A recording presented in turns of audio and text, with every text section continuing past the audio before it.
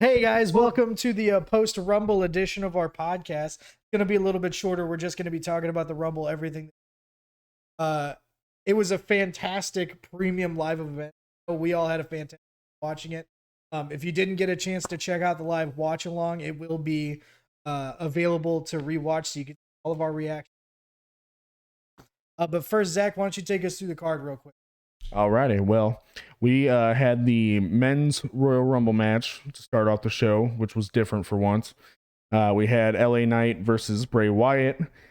We had Bianca versus Bliss. And then we went into the women's Royal Rumble match. And finally, the main event, which was Kevin Owens versus Roman Reigns. All right, so that men's Rumble match, right? Oh yeah, That was it was great. I think there were a lot of really cool spots in there. I thought we got to see what Gunther was really about. And thank goodness he lasted as long as he did, and he broke the men's, I guess, regular Rumble 30, record. Man. Yeah. Yeah, we had to. Daniel Bryan went an hour and like 16 or 17, I think it was. Gunther went an hour and 11, so he broke the 30 man, but he didn't break the all time.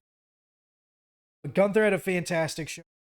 Not really too many surprise entrants, but I was very satisfied with who we got overall. It showed the potential main event quality of. Yeah, I mean, the only gripe I had about it, which we've talked about before, which was the Cody announcement, which, so be it, he got announced. I just didn't expect it to be so clear cut that he entered at number 30 as well. I mean, everyone thought he was going to win. I just didn't think it was going to be announced, come out at 30, and then win. But that's what we got. Yeah, there were a lot of highlights to the match, but I would be remiss if I didn't bring up the Logan Paul Ricochet spot. I know Eddie freaked out at that. I thought it was really, really good. It shows Logan Paul can wrestle. I like Logan Paul. I want him to keep returning and wrestling. And on top of that, it looks like we may get a Seth Rollins versus Logan Paul match in the near future. I think that was setting up for a WrestleMania match. Yeah, that's probably what we're going to get. That Logan hasn't really disappointed at all. I mean, he's done creative things every time that he's been out in the ring, you know, holding the phone while he's diving onto Roman Reigns on an announce table. And then now to do a ring to ring side collision with Ricochet. Like a coast to coast mid. Like, And it couldn't have been any more perfect either. They timed that perfectly. It could have gone way worse. So I were there any other like real? The Kofi Kingston. I at least that's what I'm calling it. I think we'll have to like tomorrow or something. We'll have to like versus what happened. But I think that was definitely. I hope he's okay because they didn't really update us through the night, but it definitely didn't go as planned. Were there any other highlights, Eddie? No, I feel like we got exactly what we needed. Everyone thought Cody would win, so be it. Cody won. Got everything out of that. I just feel like the way they set it up and the way Cody was getting beat down, it was pretty convincing in the end that Gunther could have actually won. We're probably going to see him with a world title very, very soon, hopefully. But for right now, it looks like Cody's going to get pushed heavily, which I'm completely okay with. I asked earlier, has it ever come down to the number 1 entrant, the number 30 entrant before? Have those two ever been the last? I don't remember. Not that I can recall. No. Yeah, I don't think so either. I'm not too sure about that one. I'm asking because that's what happened tonight. Gunther came out number 1, went over an hour and 11. Cody Rhodes came out. Those were the last. Cody ended up winning the match. So Cody's going to WrestleMania to face, well, we'll find out. The main event. Cody Rhodes is going to WrestleMania to fight the champion, whoever came out on top of the. After that was the Mountain Dew Pitch Black match. That was something. I enjoyed it. I honestly thought it was a pretty good. I mean, it's exactly what we came in thinking it was going to be. I mean, we didn't think it was going to be a blacklight match, but I mean, the theatrics of Bray Wyatt, again, never cease to amaze. So I was very happy with that, you know, display. LA Knight still looks strong. He did what he could. There was no way he was coming out losing, or no way he was coming out winning from this match. But I don't think that made him look bad as other Bray Wyatt opponents would have said in the past. Yeah, I think he got more offense off than thought he would, but there was a lot of like, at least in the post match. That's the thing. There was the match, which was like, a little bit back and forth, but mostly break.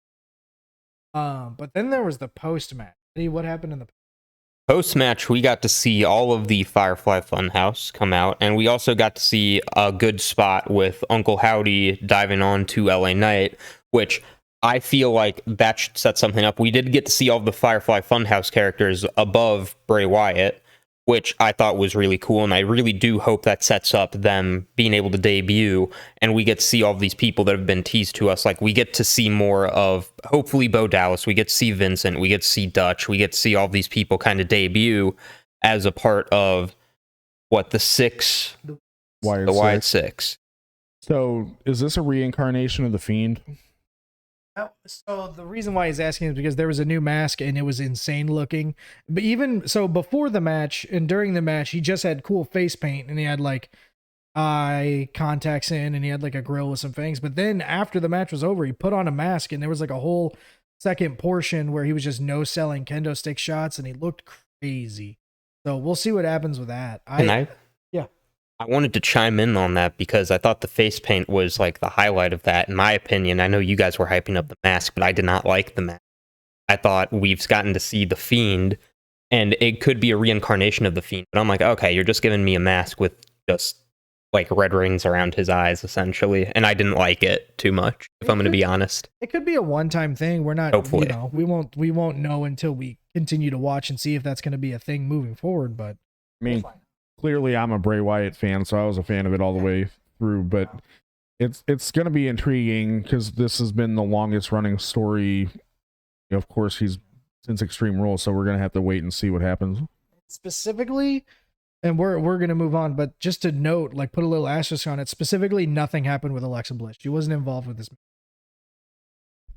And that moves us on to the Bliss match. Yeah, so I mean, that match, of course, we all kind of agreed that we didn't think she was coming out on top. Bliss was going to win this match. We probably thought there was going to be a little bit more theatrics to it, considering what had happened just the match before with everybody. Howdy didn't come out at all, until the very, very end, and it was just a video on the Titantron with Bliss just looking up at the Titantron, looking all worried. It was a lot of her old footage from before Bray Wyatt got released. Like they were bringing up a lot of that stuff, but none of that took place like during the match. Like there was no supernatural stuff about Bliss versus Belair. It was a really good match, and there was a lot of back and forth. Maybe like I think there was like one botch that was kind of meh, but not really too much. Overall, it was a solid match. Bianca ended up winning, and then afterwards we got some Alexa Bliss spooky. Eddie? I want to see more from that too. I thought that match underperformed. They built up Alexa Bliss to basically give us something, whether it's at the Royal Rumble or not. I thought the match itself could have done a lot more for the character that we could be seeing soon. And I just thought, if anything, a 10 out of 10 for the card was probably ruined because of what happened. I just felt like I didn't get what I wanted from it as a fan. So I thought they could have done much more with it. So with that being said, do you want another rematch, even knowing that Bliss is probably going to lose? I want Alexa Bliss to go more towards the light of being a part of the Wyatt Six or being a part of Bray Wyatt's 4 or whatever it may be. I need something out of that. You don't have to put her against Bianca Belair, but that match did nothing for me in showing that she's kind of moving on forward besides video packages that like she was just staring at. Nothing more than that. I just was not too happy about it, but I just hope the character develops more in the coming weeks. Randy? Well, and what's crazy about it is we've seen for like 2 months, I guess now. It's been 2 months since We've seen Bray Wyatt and Bliss start like intermingling and going back and forth, and they still haven't been on screen together, really. Like, I think that's what's really getting to me is we haven't even seen them next to each other at the same time. And this, like, it was literally one match after another, and they still didn't have any interaction. So I think that's getting drawn out a little bit too long at this point. I think we're ready, and hopefully that's what that video package after the match meant. Hopefully we're ready and we're about to get those two on screen together to like carry some story forward. It doesn't even need to involve Bianca Belair at this point. Because how do you say in that video? You said, do you still think you're in control? Yeah, something like that. Like, do you think you have control or something like that? It's like we're seeing this like Uncle Howdy is almost like a messenger between Bray Wyatt and Bliss, and I'm ready to cut out that middleman and just watch those two interact on TV together just to see what's going to happen at this point. The final tidbit I have for that, do we need Howdy to have an identity yet? Or because of this now, because he did the spot off the top and the fact that he's the messenger to Bliss, do you think he needs an identity yet? What do you think, Eddie? No, because Uncle Howdy can be as ominous as he wants to. I really don't think any of the characters actually need identities, if I'm going to be honest. Just let them portray what they have portrayed in the past. Like, hey, let's have Mercy the Buzzard be Mercy the Buzzard. Let's have Abby the Witch be Abby the Witch. Like, mask and everything. I'm fine with that. You don't have to give me bulk to it, and you don't even have to have them wrestle, essentially. You just need them to play parts in what Bray Wyatt's doing. Maybe gaining up on other people, sure, but like you don't even have to have them have like sanctioned wrestling matches, because that's not really going to, in my opinion, get Bray Wyatt to where he needs to be. He's already very over, but like you can just have them just be there and a part of the storyline and just like have little segments, and that's good enough in my opinion. Well, and we didn't even know if we were even going to see the Firefly Funhouse characters again after the debut or the re-debut of Bray Wyatt. It was kind of up in the air of if they were going to show up again, and they showed up after Howdy jumped off the top, and they were ominously above Bray. So it looks like they are going to be poking around a little bit more. Yeah, I mean, we'll see what happens at this point. Like I said, I'm ready for this story to move forward. I think LA Knight is out, not like out of action, but I think he's done. I don't think he needs to be involved with this anymore. And I think we need Alexa Bliss in. Once we get that happening, I'll be more engaged with this specific. So one last question about that then, just because it is a bigger story to this, it's one of the biggest storylines to go on in WWE right now. So if LA Knight's out, which he should be after what happened tonight, and with Alexa Bliss possibly coming in, who do you see being the next target? Like the next feud? Yeah, I mean, at this point, you can't even see anybody, but like, is it just things that he just pokes around until he finds his next victim? In my opinion, it always works best when Bray Wyatt and team, I guess, like presents themselves and then someone just steps up. Like, it's better when they get challenged than when they challenge someone, at least in my opinion. What do you think, Eddie? I think LA Knight let him in this situation. I don't think you need to plan out or necessarily think about who's going to be the next person to step up to Bray Wyatt. I think you have to look at it as Bray Wyatt's going to find he wants to find in order to put himself more over. He had a situation with The Fiend where it seems like, well, having the world title, of course, people wanted to step up to him. That like totally makes sense. But before that, he had to look around and find who he wanted. So I think we're going to see more of that too. I was going to say, because like The Fiend would attack based off vulnerability.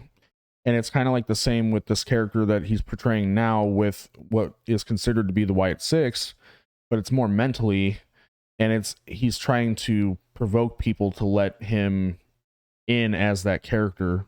And that's what LA Knight did, just like you said. So I'm excited. Like I said, Bray is my favorite character in WWE right now. So it'll be fun to see where this moves on.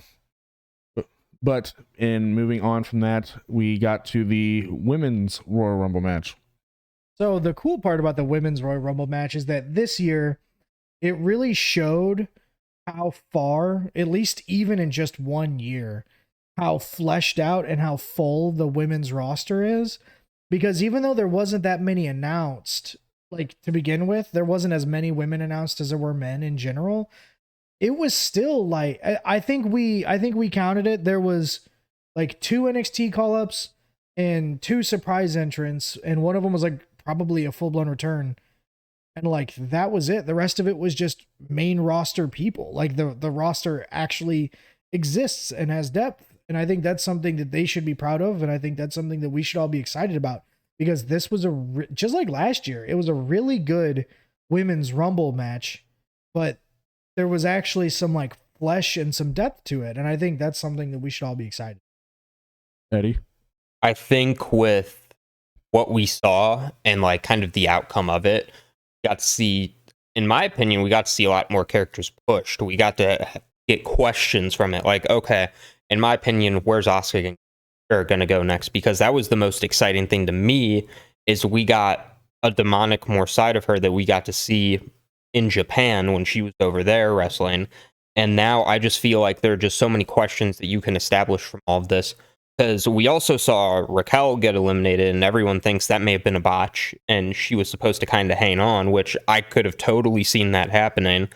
Like, there's just so much to it, that more questions that I just could want, or just want to see more answers to. Yeah, it looked like that. The reason why we think that is because when you look at what the final 3 was, it looked like it was the perfect spot for the final 4, but Raquel, with her elimination, it kind of didn't look like it was on purpose.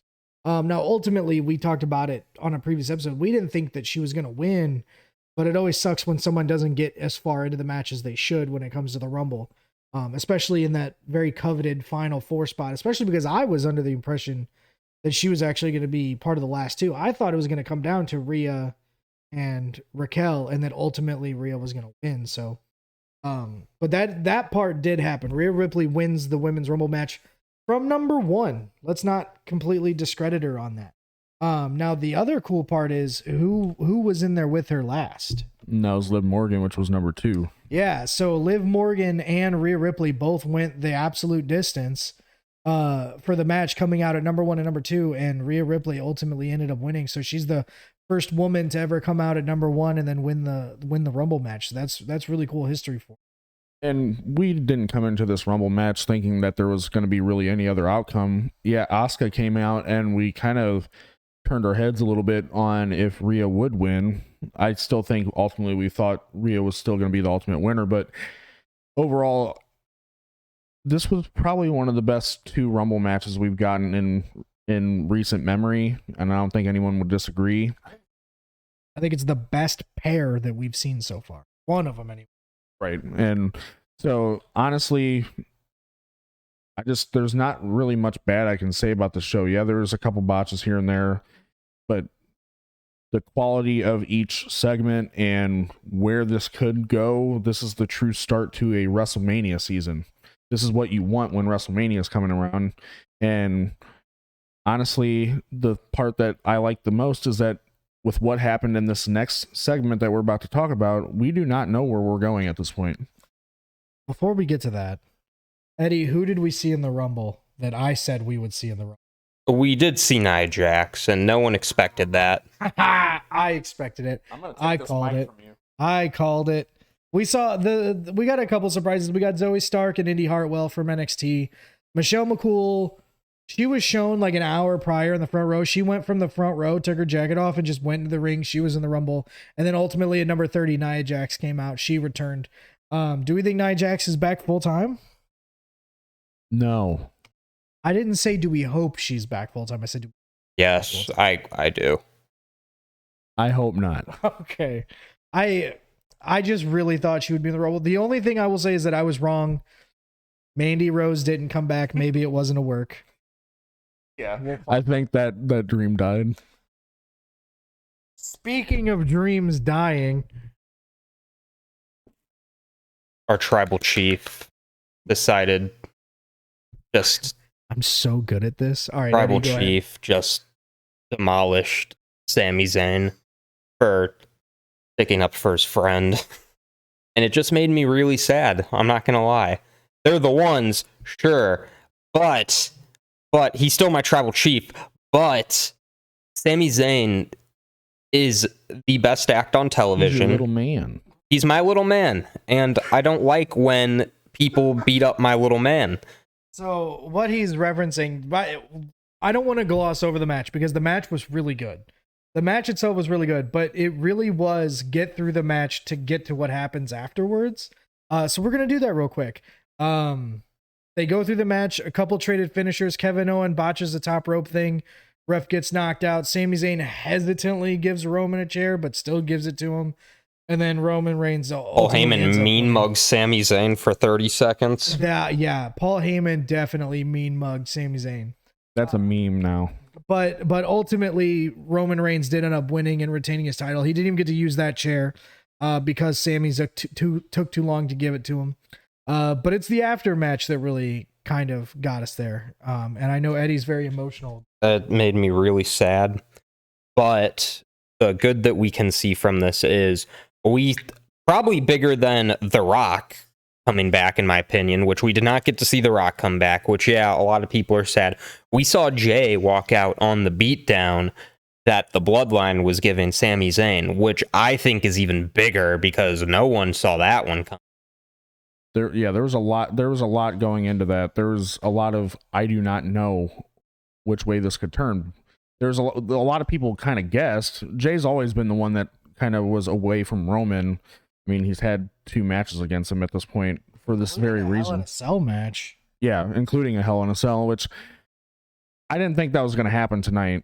I figured the Sami swerve was happening, and it looks like they're planning it, but the whole thing that we thought was going to come out of it was a tag team match between the Usos and Sami and Kevin. But now Jay walked away. Well, and so after the match, they beat down on Kevin. They handcuff him to the rope, and then 30 super kicks? Oh my gosh, like it was 5 of them were brutal. double super kicks. It was insane. They kicked Kevin Owens' head clean off. But then Roman went to go hit Kevin with the chair, and that was it. Zayn stepped in front of him and was like, "You don't need to do this. You're above this." So Roman decided, "Sami, you're going to do it instead," and handed him the chair. And after like 30 seconds of like wavering about it, Roman Reigns turned his back to talk more crap on Kevin, and Sami struck first. Sami hit Roman in the back with a chair and then looked at the Usos and pretty much started apologizing immediately. Yeah, I mean, because those are the 2 that he was actually close with, that he wasn't just dodging, trying to like stay in the family. And, you know, the swerve happened and he turned to them and he's like, "I'm sorry, I'm done." And then you just see Jay withering over in the corner, and it just made for the whole story culminating. But now the one question I have for you guys then is this an Adam Pearce like celebration that he gets to strip the Usos, or does Solo now take Jay's spot in the Usos tag team as the champions? I would not like that.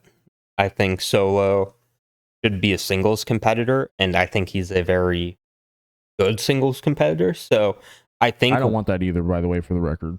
I think what could happen is Jay, conflicted about Sami, still a tag team with his brothers, going to like go through these tag team matches, defend it, and then I think Jimmy's going to turn Jay. And theory, we could see Jay versus Jimmy at Mania potentially. Yeah, that could be a new thing. I just don't know where Solo kind of fits in all this, because you could absolutely freebird Solo into this tag team. He's a part of the faction. Freebird rule exists for a reason. New Day did it. Freebird did it. They literally did it last week with Sami. Yeah, exactly. So if ultimately they need to sub out Solo for Jay, they can, and I hope that they do that before they strip the titles. This record-breaking tag team title reign should not end in a stripping. I think that's absolutely. I think that Eddie's got a point. I think Jay will remain conflicted, but also remain in the Bloodline, at least, even if he's not the Bloodline. He will remain in the tag team with Jimmy until they lose their titles at Mania or sometime between here and Mania.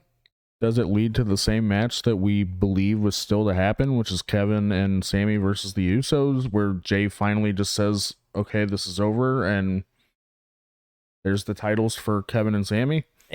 It can. I just don't think Jay really wants to attack Sammy at this point. I could see that match getting set up and then Jay just walking out of it. Definitely. I could see that. I mean, Jay has gone through a lot when it comes to the bloodline, and I feel like seeing kind of what happened here kind of shows like, okay, Jay is not fully committed to the bloodline. Jimmy is fully committed. Like, we have probably what we saw in the beatdown he gave Sammy, I couldn't see why he would potentially leave too. Solo, he's kind of just there at the moment. Like, I think we'll find something for him. But I feel like right now, I don't know if it's going to necessarily be against Kevin and Sammy, but I don't know where that could go at this point. If I'm going to be honest, I'm just looking forward to answers on that. The one question I have for you guys, if it ends up being a full rift between Roman and the Usos, where does Solo go? Does he go to the tribal chief or does he go to his brothers? I think he's predominantly shown his loyalty to Roman at this point. He hasn't shown any sides generally, is that he gets told what to do and he does it. But he hasn't really shown that he's with his brothers either. So there's well more questions than answers. And I think, again, that's the beauty of WrestleMania season. That's why we like this part. And, you know, now Cody's about to get thrown into the mix. We have Elimination Chamber next month, which could change everything too. Jay might even be in the Elimination Chamber. We don't even know. I don't even know how Cody's gonna fit it. I don't know. He's just gonna have to come out and cut generic WrestleMania pro. I got my title shot at WrestleMania. I don't know what the Bloodline's got going on. I just know that I have guaranteed title shot. Roman is literally going to be like, I don't care. I have so much on my plate. I don't want anything to do with you. And it's just going to turn into that. I think we're going to get the cliche, you know, Cody comes out, talks that he's going to win the WWE championship. Do you think this now turns into a unified title shot, since we don't know really what's going on? Or how do you think this turns out?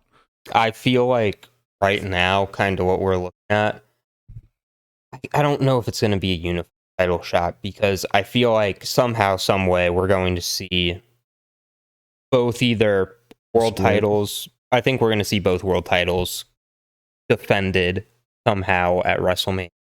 I don't know who is going to be going with that, or who's going to have each title at that point, who's going to be fighting, whatever it may be. I think just because of what we've seen Kevin and Sammy, I don't know, like, Jay leaving kind of just completely put a dent in my plans on what's happening, to be honest. So I'm just like, I just want to see this week's Raw and SmackDown and kind of see if I can build up an opinion for that, because I'm just like so boggled on that, which I'm happy about. I'm like, good, like, second guess what I'm saying, because I want to build more of an opinion off, okay, where could the Usos go from here? I'm excited for the conversations we're going to have past this week. That's exactly what I was going to say. I think our next episode is going to be very good. I think we're going to have a lot to talk about. And I think after this week, after this Raw and SmackDown, I don't think it'll become very clear, but I think we will at least have a malleable idea of what's going to happen. But that takes us through the Royal Rumble card, and those are your results. So a lot of stuff is coming out, and I think Zach said it best. We have a lot more questions and answers right now, and that's when wrestling is at its absolute best. Because, you know, for as much as we love thinking that we're smart and that we could book this stuff, like, I don't know what's happening anymore at this point. Like, I was able to predict a lot of stuff that was going to happen tonight, but moving forward, what's happening next, I honestly don't know yet. So that's what makes it really exciting for me. I mean, I think it's safe to say The Rock's out. I also thought it was safe to say the Usos were going to stay together, and here we are. I wonder if Jay walks over to The Rock being like, Roman's overstepped his stay. I'm kidding. That actually makes sense. They need a new tribal chief. That's the idea. Roman doesn't have control anymore. Jay could literally come out and be like, we need a new tribal chief, and I knew exactly who to call. Boom. You smell Rock's cooking. Yeah. Most electrifying. Boom. People's elbow. All that stuff. So, all right. on the fly, just Yeah. before we go into our outro, I want to start something. So we have kind of agreed we're going to do this for the big 4 pay-per-views, but I want a final grading 1 through 10 from each of us with an explanation of why we did that grade. Eddie. 8 out of 10. It would have been a 10 out of 10 if the Bianca and Bliss were better. And I thought everything else was really good. I thought we got everything that we should have gotten, but there were no answers from the Alexa Bliss portion. So that is why I'm 8 out of 10. I'm saying 9 out of 10 for almost the same reasons. I'm saying 9 out of 10 because I thought every match was great. It's just that both the men's and the women's match had an elimination that likely shouldn't have happened. Kofi went out when he probably shouldn't have. Hopefully he's not injured. And I'm fairly confident that Raquel didn't go out at the right time either. So if those two things didn't happen, it probably would have been a perfect 10. But right now, I'm going to go 9 out of 10. And I think I'm going to be kind of right in the middle of you two. I'm going to say 8.5. Mainly being is that I had gripes about Cody being announced. That's my flick, but it is what it is. He got his win. That's what we expected. Rhea got her win. And honestly, I didn't expect anything that came out of the Roman thing at the very end. So honestly, I like that there's more questions than answers at this point, because now I want to keep watching, and that's the whole point. So I think that rounds it up. I think that's a pretty good pay-per-view. Wouldn't you think? I would say so. I think I liked everything about it up to the good Royal Rumbles, some good matches in between. I thought it was great. Awesome. Well, like I said, that takes us through the Rumble. So let us know in the comments what you guys think. Feel free to like, share, subscribe, all that cool stuff. We've been Too Heavy, Eddie, Randy, and Zach. And thanks for joining us, and we'll see you guys next time. We're going to do Big 4 live watch-alongs. We're probably not going to do it for every pay-per-view. So the next live watch-along should be WrestleMania weekend. Are we going to do both days? I couldn't see why not. Cool. We're going to do both days. Hopefully we'll see you guys there.